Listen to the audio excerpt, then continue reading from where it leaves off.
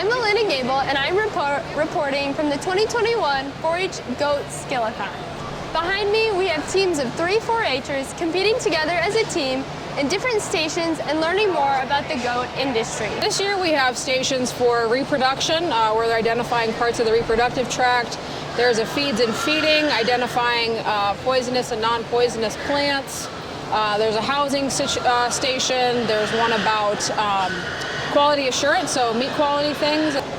I think it's very important for every kid that is in the industry to be very informed of what they're showing, and having the knowledge behind it will only benefit you.